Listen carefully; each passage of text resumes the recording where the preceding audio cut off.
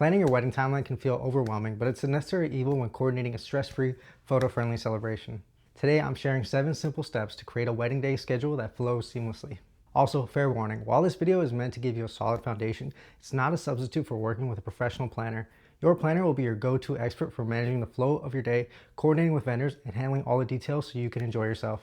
Now that I got the disclaimer out of the way, let's get started. First, we got to start with the ceremony. The ceremony time will dictate the rest of your wedding day flow. Write down the start and end times, confirm the duration with your officiant, and factor in travel time if your ceremony is in a different location from either your getting ready area or reception space. As a bonus tip and something to keep in mind throughout the planning process, I suggest adding 10 to 15 minute buffer between major events to keep things stress-free.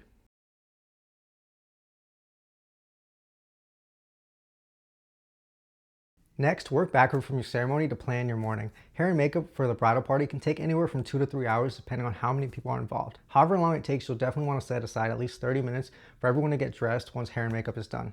If you're doing a first look, set aside 30 to 45 minutes for that special moment and some portraits. This may seem like a lot to plan for, but trust me, giving yourself plenty of time in the morning can keep things calm and set a good tone for the rest of the day.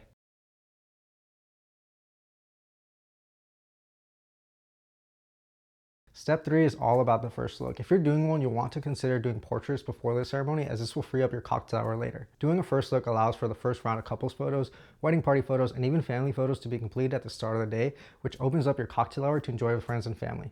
Doing a first look isn't everyone's cup of tea, which is totally fine. If you're skipping the first look, this allows you to have an even more relaxed morning since you'll plan for most of the portraits to be completed after the ceremony. Here's a pro tip. If you decide to skip the first look, you can still knock out separate wedding party photos before the ceremony if everyone is ready.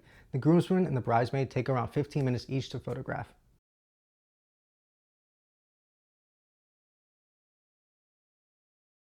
Next up is family and wedding party photos. These are important, but they can be tricky to organize. Set aside 20 minutes for family photos and another 20 minutes for wedding party. Create a family list with your photographer ahead of time to make sure no family pairing goes missed. Communication with family and wedding party members is key leading up to this part of the wedding day. Once you've created a family list, communicate to everyone on that list when and where they need to be when it's photo time. If you're planning for portraits after the ceremony, let all the family members know they cannot go to cocktail hour until their photo's been taken. This ensures Uncle Jim does not go searching for shrimp and seltzer water while everyone is looking for him to complete the family list.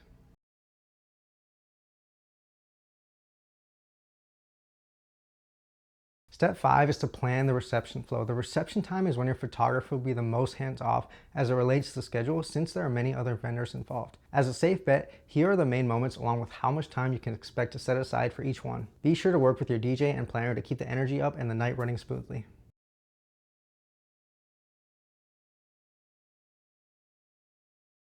Step 6 is golden hour portraits. This is typically your last wedding day portrait session and doesn't require a huge time commitment. The hour before sunset gives you this really epic looking light and it makes for really flattering photos. Sneak away with your photographer for 20 minutes to capture one last round of portraits and enjoy a little quiet time away from the wedding madness. Once this is done and the wedding reception formalities are all taken care of, you can officially kick your feet up and dance the night away.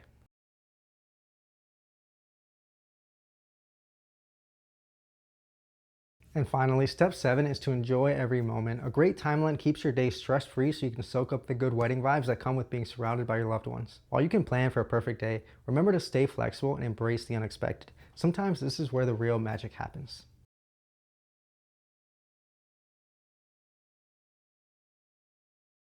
If this video helped you out, hit that like button, subscribe, and share with everyone you meet today. Thanks for watching.